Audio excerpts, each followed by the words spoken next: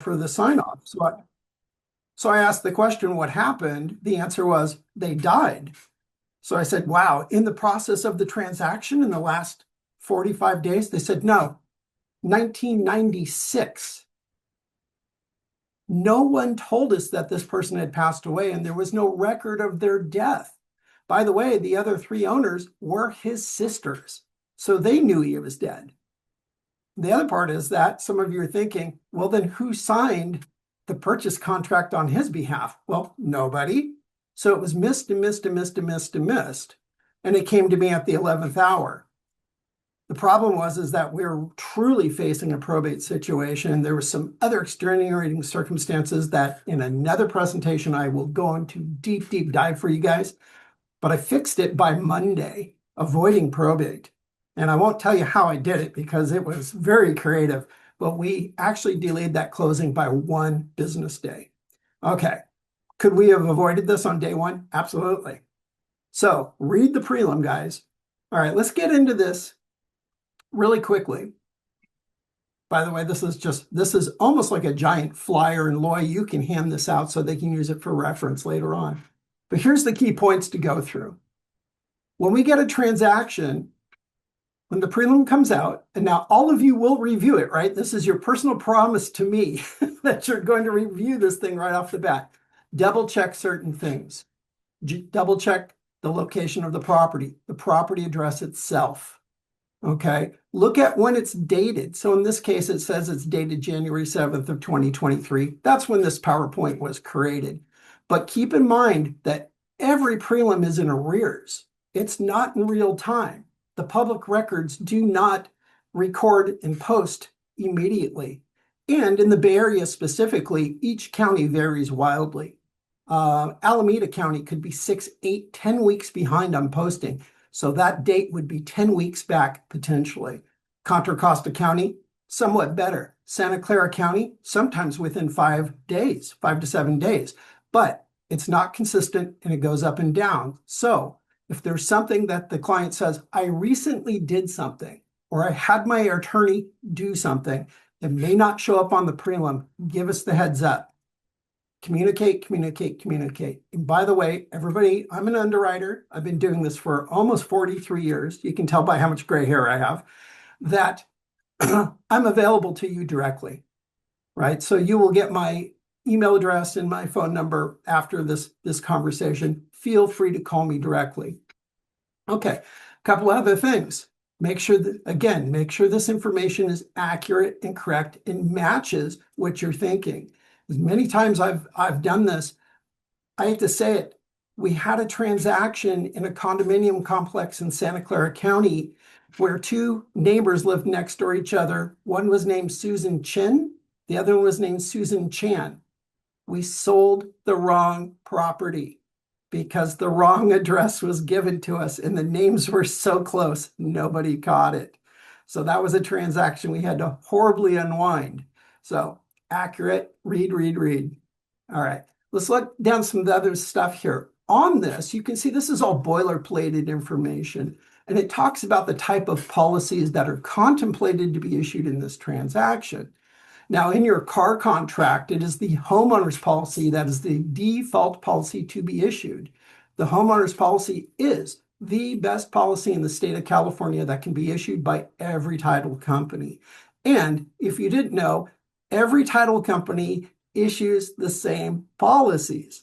So Fidelity's isn't better than WFG's, and WFG's isn't better than First American's. It's the same policy because it's governed by, if you look on that page, both the CLTA, California Land Title Association, and ALTA, American Land Title Association. So the homeowner's policy covers, it is the best policy that's available to your buyer. Okay. What can alter that? Acreage land may alter that and default it back to just a standard coverage policy. Why? Because searching acreage is very tough. Let's talk about Sonoma County, where vineyards are. These can be difficult searches, ferreting out easements, mineral rights, oil rights, things like that. So it has to be negotiated. Again, the importance of reading this prelim is paramount. So let's dive into it a little further. And after this, please feel free to ask a lot of questions. Okay, we've already gone through these things.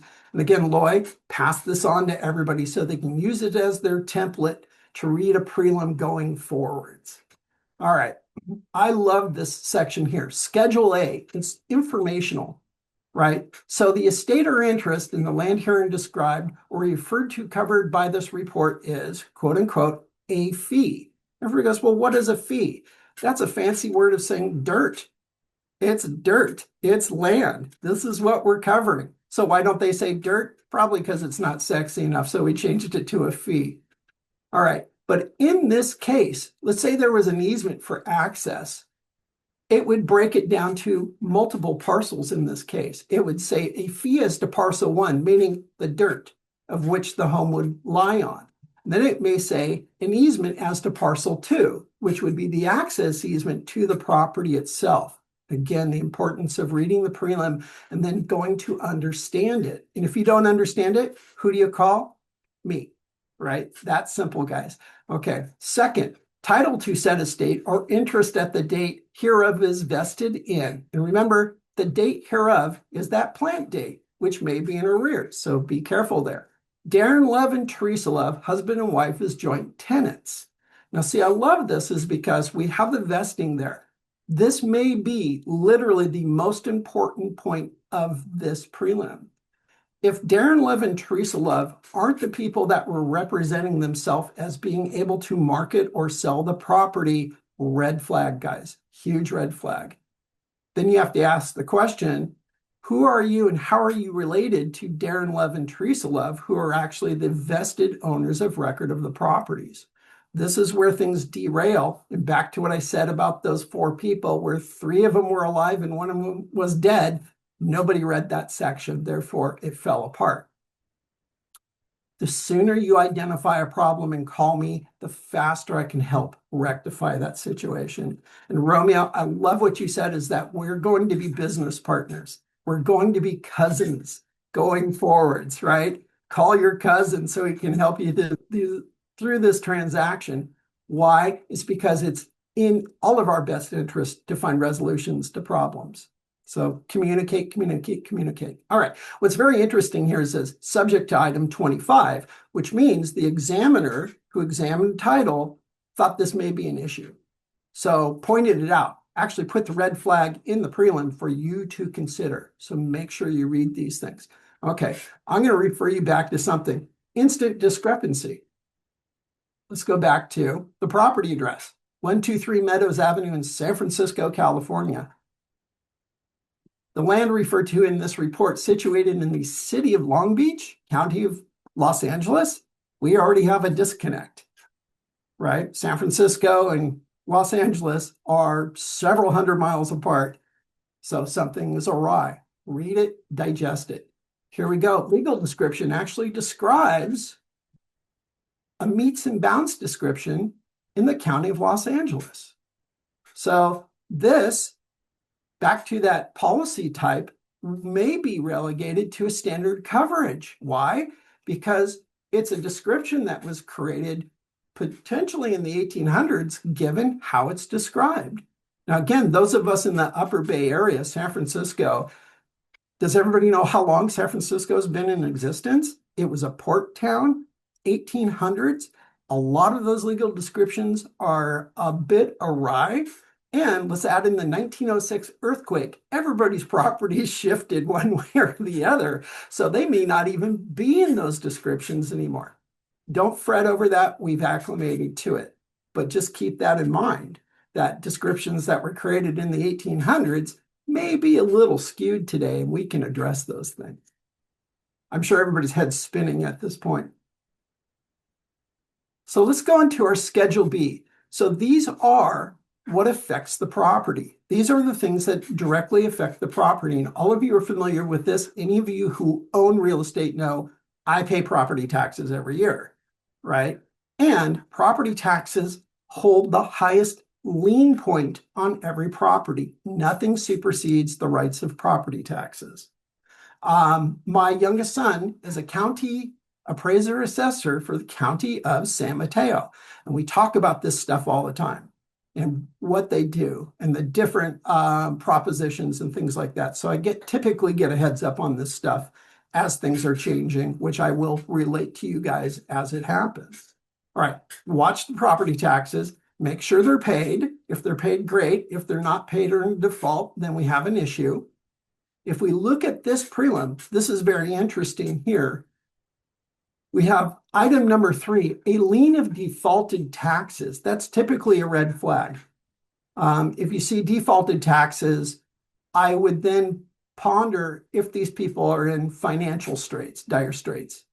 Then ask them the question, hey, is everything okay? What about the property taxes? Are you about to go default on your loans? Anything like that. Because if you're representing sellers, they may not feel comfortable divulging their situation to you.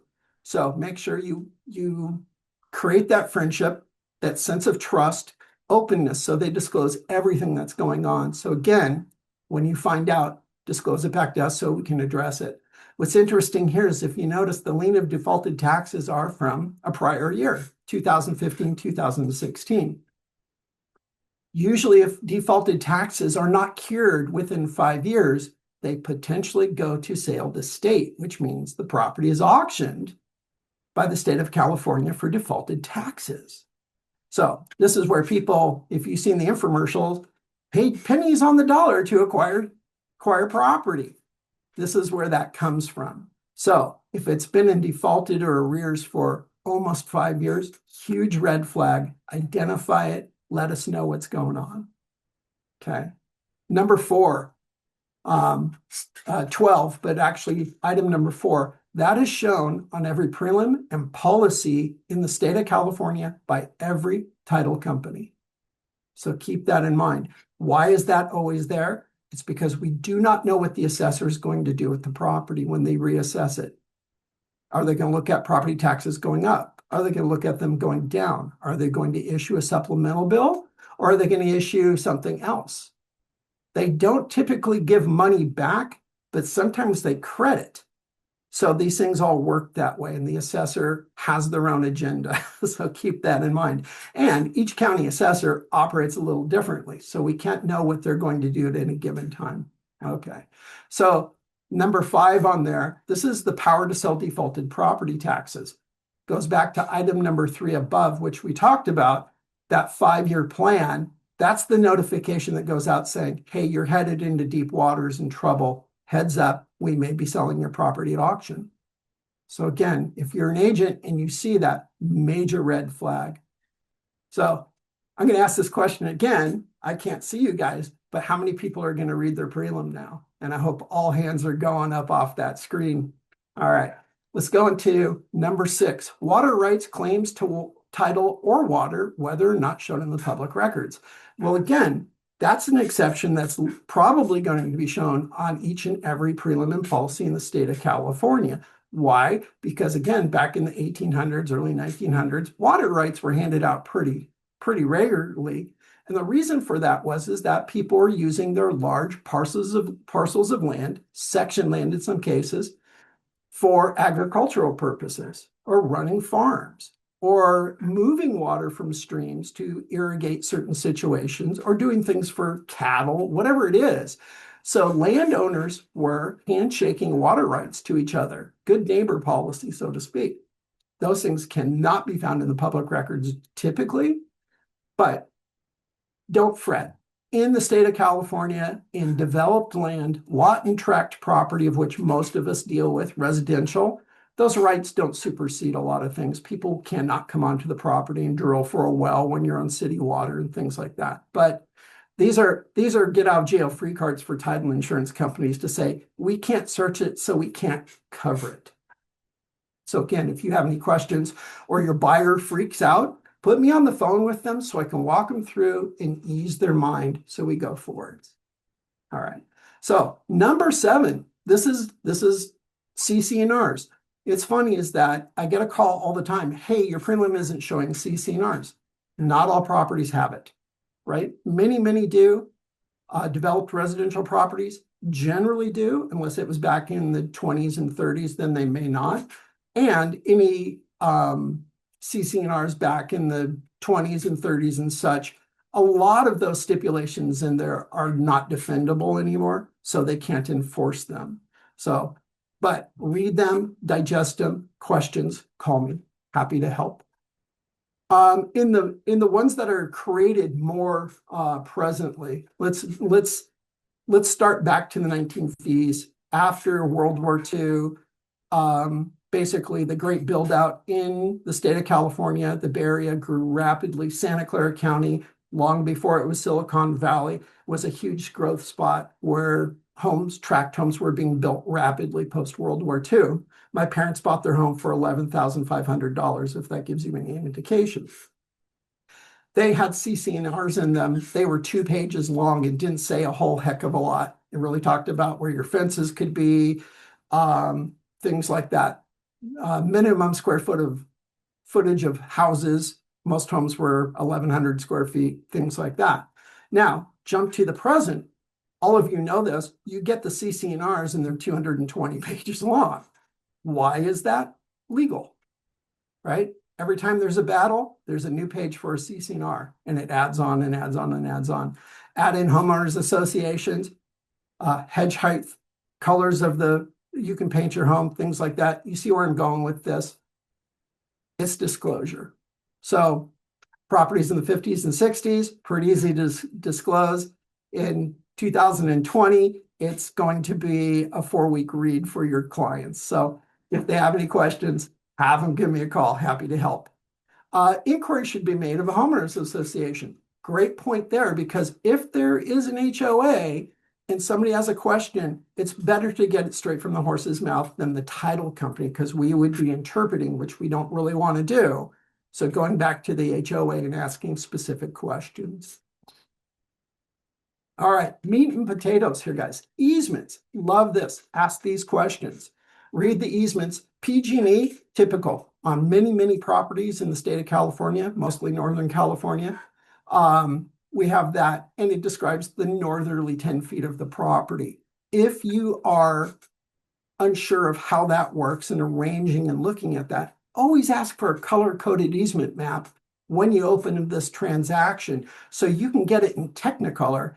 And it's great disclosure, helps you understand. I actually do a totally separate easement class for everybody. If you guys are interested in that, we can do a deep dive.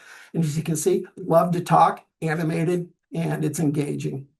So that's a good one. Same with number 10, same thing, Verizon Wireless, right? So we have all that cable coming in. Many of these easements, by the way, will lay on top of each other because utilities and communications are cooperating with each other to double down on the use of an easement. So if it's already been granted to PG&E, PG&E might say, sure, Verizon, you can lay your cables over our infrastructure as well, which is great because it doesn't create a new easement. It goes over the existing easement. So here's where we get into some stuff here. Number 11. These are the secured debts on the property, right? And we call these voluntary debts, by the way, because you obligated your property for a loan. Many times it's purchase money, but there's a difference between voluntary and involuntary. Voluntary is, again, I'm using my home as collateral for this loan. Involuntary is where you were sued, right? Maybe an abstract of judgment or tax lien or such, and those attach in a different manner. So this is a secured debt. It's the deed of trust. If you notice, slip down a little ways, number 18, slide across, this property is in default, red flag. Remember what we talked about, taxes in default. This is not surprising to now see the deed of trust is in default as well. Okay, so let's assume they're in a race to the finish line, right? Who's going to foreclose first? Well, again, taxes supersede loans on the property. So if the taxes foreclose, they wipe out the loan. If the loan forecloses, it wipes out a bunch of stuff, but they have to pay the taxes current because they could get wiped out if the taxes go to sale. So there's a pecking order here that we all have to be aware of. But back to this, if you see a notice of default on the property, or even worse, that line below, notice of trustee sale, it's right there on the tipping point of being foreclosed. Next question, if I was an agent, I would ask my seller if I saw this, have you filed or are you planning to file bankruptcy? Now, if any of you have been in business for an extended period of time, you're going to know if your client files bankruptcy in the middle of your sale transaction, it's derailed at that point, because who controls the property? The bankruptcy trustee does at that point and gets to dictate how it's going to work from then on. Again, I get involved in those transactions and I talk directly to the bankruptcy trustee or their representative to find out where we're at and how we're going to get going forwards. But if they file bankruptcy, typically a seller is going to get bad advice from somebody who thinks they know. And if you already had a buyer lined up, it may kill that buyer. So keep that in mind. These are red flags where you go, Scott, help. You're going to get my number. I'd love to talk to each and every one of you. Here we go. More notices on the property taxes, right? A lien of notice of lien of postponed property taxes. So they allowed them more time, but it's still a debt against the property. Then they took out another loan and another loan. More red flags. If you see somebody taking out loan after loan after loan and their private money, these are huge red flags that this person's in some dire straits financially. So they have to sell the property. But can they, if they sold the property, would they have enough equity to actually pay off all that debt? That's a huge question. And some of these might need to be negotiated to make that happen as well. And if you're the lender, Conrad Jones in third or fourth position behind all this other stuff, you might be willing to negotiate down a bit because you're in danger of being wiped out completely. So these are all things that we should talk about if you're in this sort of a transaction. So here it is, further evidence of dire straits, judgment after judgment after judgment after judgment. Okay, so we're going to jump down really quick here to number 16, 22/16 across, federal tax lien. If property is foreclosed upon and there's a federal tax lien that exists, they have 120 days to seize that property, to exert their interest in that property post-foreclosure. And of course, the foreclosing high bidders hot to sell the property. And what they're going to do is go, well, why do I have to wait 120 days? Well, is because the rights of the federal government supersede everybody else's rights to then grab their property. So what's interesting here is that nobody has the obligation to give the feds a heads up. They have to keep an eye on it for themselves. After the 120 days, if they've not exerted that right, then their rights go away and the lien has then been wiped out through the foreclosure. So twists and turns again. Let's keep going here. More liens. Very interesting. Again, dire straits. So if you're in a transaction like this should be high communication. Don't expect the escrow officer to just go, I've got this, because they're going to have to ask questions of that seller, a lot of questions and a lot of communication. So more communication, the better. The sooner, the better. Because as an underwriter, I'm always contacted at the 11th hour when it's broken down and nobody dealt with it. Deal with it on day one, not at the 11th hour at the closing. So we've got solar here, which is not unusual. This is actually the solar contract right here. Okay, so what's interesting is if any of you have ever read the solar contracts, is that they say that they're not a lien upon the real property. They're actually only secured against the solar equipment. The financing statement is for the solar equipment, so therefore it's foreclosed upon. It grabs the solar equipment, doesn't touch the property. But it's become a point of contention for title companies because they're like, we don't want to deal with that. We don't want to have to battle that it's really not a lien against the property. For me, if it states it literally in the contract, they cannot touch the property. This is my take on it. The financing statement says it's only secured against the equipment. So therefore, if you default on that that contract, they come back and take the equipment. It doesn't supersede, nor can they seize the property. So keep that in mind, and again, communicate. Oh, look here. So number 24, 30/24, this is a mechanics lien. And so I do a whole class on construction and mechanics liens, by the way, because understanding their rights is very interesting. Mechanics liens have a very short shelf life, and it actually obligates the contractor or subcontractor to double down after they filed a lien or recorded a lien to then file a court case to enforce the lien itself. And there's certain timelines on this, which I will not go into right now, that if they're outside that timeline, they've lost their rights to lien the property. And many contractors or subcontractors specifically do not know the timeline well enough and fall out all the time. So then they would have to sue in small claims court, not through this process here on the property. Okay, so remember back in the vesting, it said, it's funny, this is John Doe. It was the Loves as joint tenants. And it said, subject to number 25, the effect of a deed executed by John Doe and Jane Doe to Darren Love and Teresa Love, husband and wife, as joint tenants. So this is saying, hey, this deed took place without title insurance. It wasn't connected to a transaction. Therefore, it's a red flag or a heads up. Why is that becoming such a heads up? Well, because in the state of California, we have more fraud and forgery happening to where we're getting falsified deeds being recorded. And the elderly, the baby boomers, are the ones mostly being targeted. And who are they being targeted by? Well, strangely enough, by their own family, sons over daughters. So if you have a state set up, pick your daughter to be the executive of your estate of your son, because both, well, it's just safer. Let's put it that way. Have another class on that. And I love that their last name's Love, because if it was fraudulent, they're not showing a lot of love in this case. All right, little further, any liens or matters, right? Number 28, that is us requesting a statement of information to make sure we can identify every lien that would be against the Loves in this case.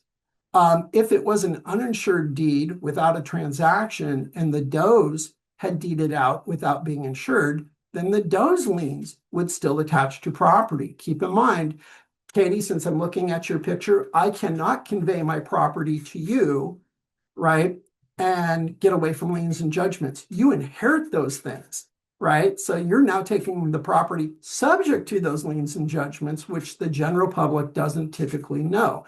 This is how creditors can keep their rights attached to a piece of property. So keep that in mind.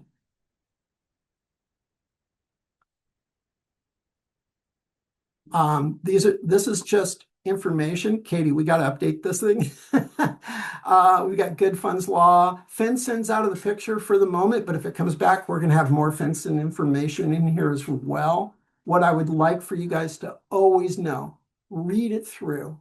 If you don't understand something, hold up your hand, ask those questions, ask for a color-coded map. Not only is it a great marketing thing for your buyers, but it helps everybody understand what's going on, where those easements are, if there's access easements. If you're dealing with property that's in the mountains somewhere, right, then super important. If you're dealing with properties that are Grass Valley, Nevada City, I say that specifically because huge problems there that I deal with all the time. Lake County is huge with issues. Santa Cruz Mountains, unbelievable issues up in that area as well. Super, super, super important, guys. So I'm going to leave it there because the rest of this will just bore you to tears, and I want you guys to stay awake for the rest of this meeting with Romeo. And I'm going to give you one quick thing here. Here's a flyer that we have that breaks down the most important flags or red flags that you need to watch out for. You're entitled to this. Loy will send this out to you. Here is my contact information. Please take this down, screenshot this, write it down, and call me. Romeo, back to you. That was unbelievable. And, I guarantee you, if we were sitting all in one room and you asked the question, who has actually read a title report, there would be very few, as you mentioned, hands go up. And I think if there's anything to take from this, more so of how to read it, I think the general message is just to read it, because I think that's something, and this class is designed for newer agents or agents who are kind of recommitting to the business. So this might not be something that most people have heard yet.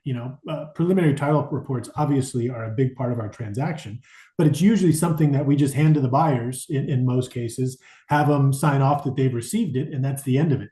Right. Whereas it's really, really important that we go through and identify any issues or any problems, especially early on. Scott mentioned a number of different red flags and a number of different situations that can cause problems with a transaction. And it's the reason that we have a preliminary is so that we identify these things beforehand. So it's important. And Scott, was music to my ears. He said, the big thing he said is call me. And that's one of those things. It takes the onus off of us as brokers and managers and directors in terms of having to interpret these things or answer the questions. It's not that we don't want to, but automatically what we're going to do is we're going to put our agents in touch with the people in the title department or at the title plant to answer those questions, or the escrow officer if they're here in Northern California. So it's really important. And again, I mentioned it before, we have a very, very great working relationship with WFG Title, and they are our business partners. So the fact that we have people in our corner that can answer these questions and put our clients' minds at ease, and especially in the areas where we have the seller basically is responsible for opening the escrow and providing the title, it's one of those that we can avert these problems even before the property hits the market. So wonderful, wonderful information that was shared. And I know a lot of people, and I say this in all of our trainings, it's a lot of information in a short amount of time. Scott alluded to the fact that a lot of people's heads are probably spinning, and that's okay. Because what that does is that creates a little bit of anxiety, which is probably a good thing for our newer agents, because now they're going to be very cautious with what they do and very strategic in how they approach not only the transactions, but the preliminary title report with both their buyers and sellers. So absolutely unbelievable information. And thank you so much for all of that. Now, with all that being said, we do have a little bit of time left. What questions do people have? I think I've got some stuff in the chat. I'll go ahead and moderate that. But if you do have a question, go ahead and unmute and let us know what that is. Hi, good morning, Scott. This is Shakira. I've attended a lot of your classes at school. You're really awesome. My question is, when you forward the contract or take a listing, you send it to title, and title will send you a prelim. How often, or rather within what frame of time, would that updated